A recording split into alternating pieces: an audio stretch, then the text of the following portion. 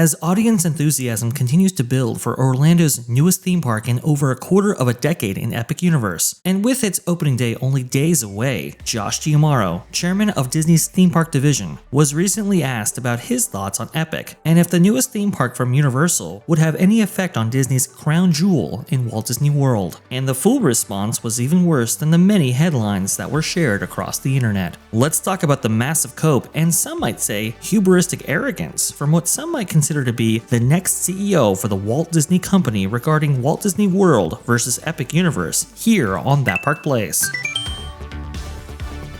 Variety. Disney Parks chief Josh Giamaro predicts Universal's Epic Universe will actually drive more Disney World visitors. This by Todd Spangler right here.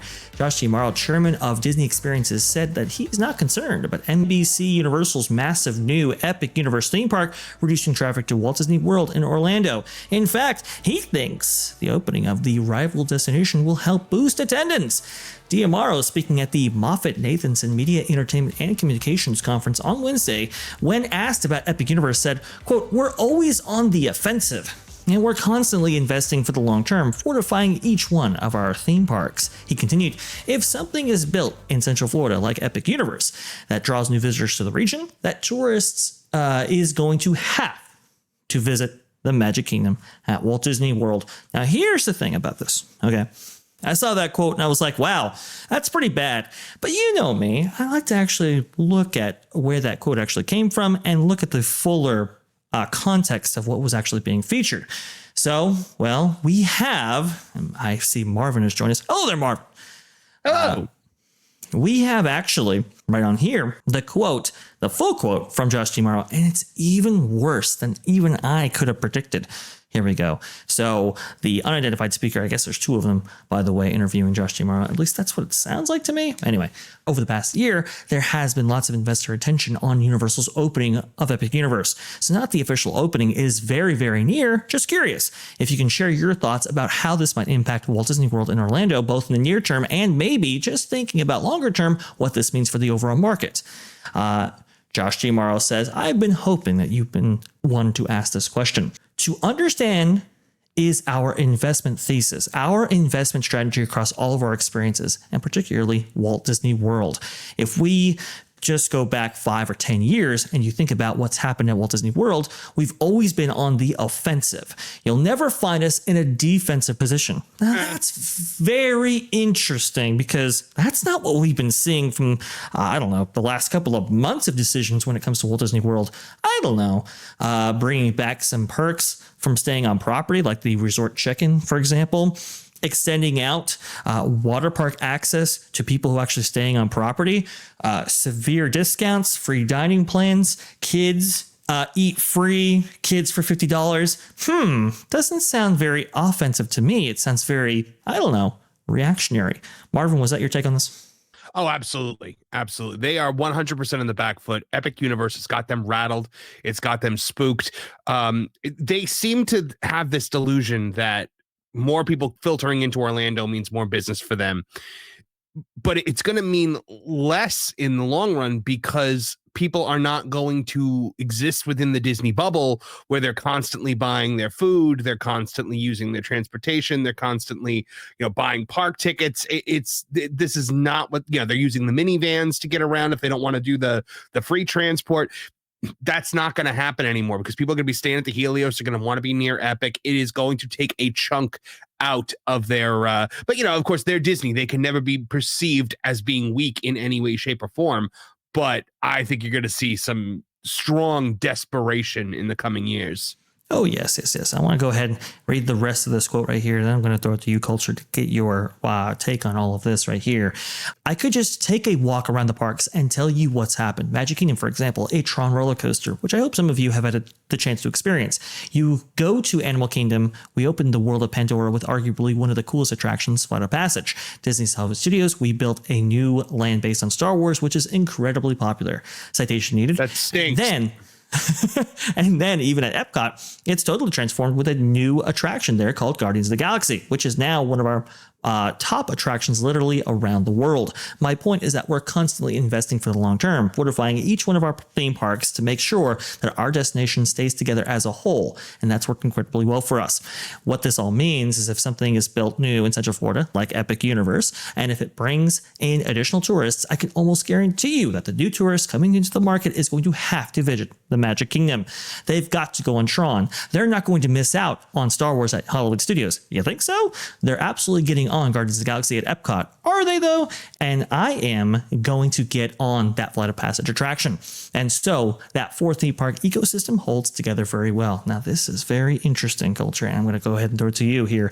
And again, we're very clear on what we're trying to do here. So now we talk about Q2 earnings. You saw the results. They were phenomenal for Q2, and Hugh Johnston, that is, talked about the forward bookings in Q3 and Q4 being very strong. So our strategy is working. One of the things that gets discussed quite a bit in groups like this is how you think about cannibalization. Well, if something new is going to be built, then something must be cannibalized. Based on our results, based on the forward bookings, that cannibalization is not coming from us. And so again, we have a very solid strategy in place, always on the offensive. Culture, your thoughts on all this? Well, first of all, they stopped being forward thinking a long, long time ago. Their developments, when they do offer them that do have some things, or perhaps one thing that does amaze, are very limited. You can look at how they decided to go about building quote unquote lands, which used to have 7, 8, 9 different things in them back in Walt's day, to having 1 or 2 things in them for a land. That's not a land. That's one attraction, and a lot of things in between. They spend an enormous amount of money making some things look like they might last a while and, be pretty at the same time, but they really have trouble with that even nowadays. We've been watching them try to put things back together, some very cheap housings for light posts and things like that, of course, or some very expensive things, that include kind of remaking entire attractions, driving them downward in quality and interest. So they're not forward thinking. They're not looking forward. There is no 5th gate on the horizon. There's very little that puts them up on their toes, as we like to refer to them as, when they're being forward thinking. And as Marvin said, back on their heels.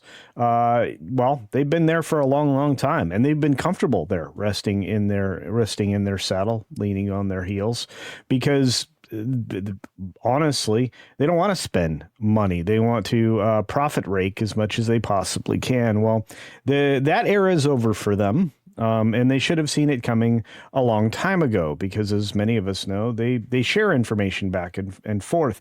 But I'm more interested in, with all of that being said, I'm more interested in what and how Tomorrow is getting away with speaking about how they're doing so well financially, and how their net bookings, which is a term that came out of nowhere for everything but gaming, their net bookings going forward somehow look great, good.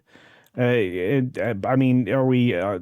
we mentioning the discounts? Are we talking about the fact that they're going to have to continue to go deeper and deeper into their pocket or in their profit cycle in order to get people in? And are they going to shift from a financial profit aspect view to one that only deals with my attendance?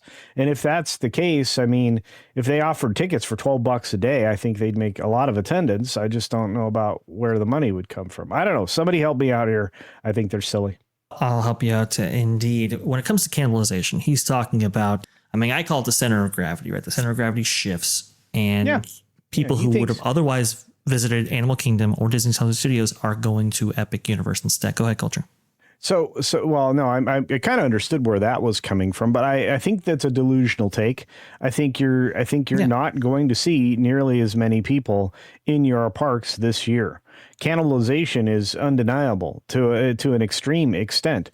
Based on the feedback we've been getting from the parks, people who've been there, like the guy that's right down there, his name's Marvin, he kind of writes things. He's been effusive in his praise for this new park, and probably arrives at the same conclusion I do. And this is where I ask you a question, Marvin. Do you think this park is worth 20 to 30% of the market share? Yes. There you go. The one thing I kept saying the entire time we were there, every time we turned a new corner, every time we entered a new land, every time we tasted new food, I kept having the same comment: Disney's in trouble. Yeah. Correct. And that's even with the park operating at a reduced capacity, with attractions not even fully being up. So Epic Universe, I believe I heard the quote out there that they want at least 10 million visitors in the first year. Or at least that's what they're forecasting right there, which is a huge amount. There's only been 2 parks in the Florida region that have ever accomplished that goal, that being Magic Kingdom and Epcot. 10 million guests is an average of a little over 30,000 guests a day. Those guests have to come from somewhere, because I've been talking with people who are in the industry, looking at bookings for hotels and so forth, and bookings are slightly higher than average, but they're not insanely high. Those people have to come from somewhere. They're going to come from Disney, because Disney, while it offers 4 parks, not everybody is compelled to visit all 4 of those parks. They're going to go ahead and say, well, you know what? Maybe we go to Magic Kingdom. Maybe we go to Epcot. But we're not going to go to the other 2 parks. Or maybe it's Disney Hollywood Studios instead. Yeah, that's going to happen. I think you're also going to have people opting to not go to Walt Disney World at all, just stay on Universal property, because they're going to have those 4-day, 3-day, 5-day vacation packages where Epic Universe is included in that, and that's going to go ahead and take the majority of their time. Also, too, even if they are staying on property, or even if they are going to Disney parks, that doesn't mean they'll spend the same. They'll likely spend more at Epic Universe, because that's when new food is, that's when new merchandise is, and if you only get one chance, well, why wouldn't you indulge in some of those things? Versus Disney, they've already been to Be Our Guest. They've been to Be Our Guest for 10 years. They've already. Well, yeah, and if they've been going to Be Our Guest for 10 years, Vash, they know how the food has degraded. Oh, absolutely. It's everything of quality there. I'm sorry, Vash, but everything of quality there is ramped downhill. I mean, whether it be Our Guest or any of the other new food offerings, right? I mean, you think about how Pandora had higher quality food of more and larger portions, right, and of more variety. Right now, almost everything you're served throughout Disney property, whether it be fancy dining or stand up and grab diving, quick serve. It's all prefix menu, and it's all about as low a quality as that people that are buying it would tolerate it. That's not a value, and there hasn't been a value in a long time. It's not like when you go to Knott's Berry Farm and you're like fed out of your face. It's ridiculous. No. I think you're right. Culture, the price elasticity, right, that we talk about, they've been giving this product away in order to get bookings up. They've been giving the farm away. And again, that's going to hurt your revenues. That's going to hurt your potential income right there. People are going to, even if the attendance is up, it doesn't mean that the revenues are. It doesn't mean the profits are. And that's the real thing right here. And what Josh is saying which is what Bob Iger said in the past, that, we've invested in, Walt Disney World for all these years, so people are going to obviously have to come to us. That's just not the case. Tron didn't move the needle, by the way, when it opened. It did not. What is it? By the time, give it 2 years, but you're looking at 10 years old for something like Avatar, for example. Guardians of the Galaxy mission, Cosmic Rewind, I should say. Sorry about that. That is, I will say, it's a great coaster. It is, but people are they really going to opt for all of Epcot just for it? I'm just not convinced, and I don't think anybody else is going to be convinced by this either.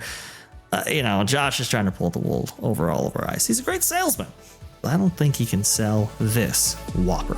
Thanks for watching That Park Plays News. For more information, consider checking out www.thatparkplace.com. And don't forget to subscribe, share, like, and send this out on your favorite social media accounts.